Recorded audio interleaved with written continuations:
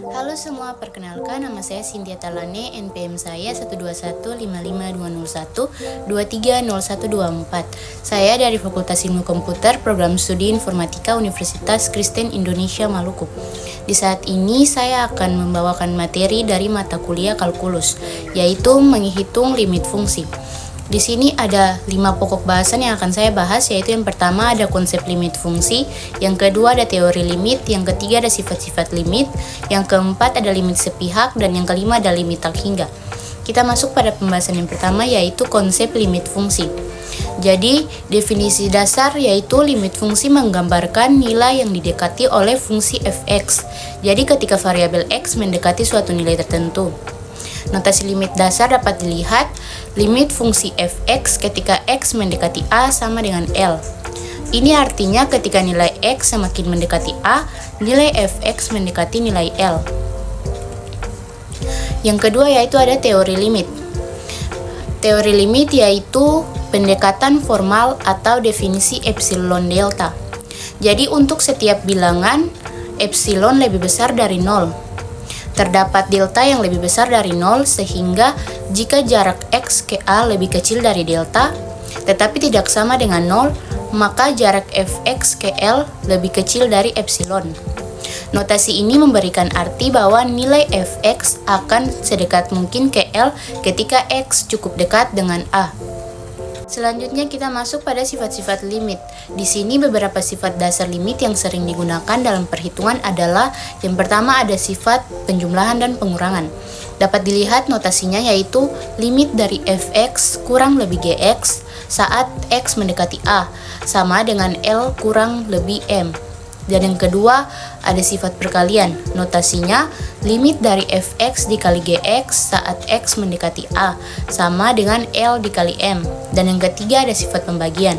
Notasinya limit dari fx dibagi gx saat x mendekati a sama dengan L dibagi m. Dan yang keempat ada sifat konstanta.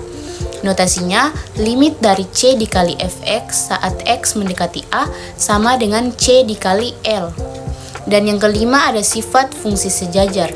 Jadi fungsi-fungsi yang memiliki limit dapat dioperasikan sesuai dengan aturan aljabar selama hasil operasi tersebut terdefinisi. Selanjutnya kita masuk pada pembahasan yang keempat, yaitu ada limit sepihak. Di sini definisinya limit sepihak membahas nilai limit ketika x mendekati a hanya dari satu sisi saja. Notasinya di sini ada dua. Pertama ada notasi limit kanan atau disebut dengan right hand limit. Limit dari fx saat x mendekati a dari kanan sama dengan L, atau lebih informalnya limit kanan fx di a adalah L.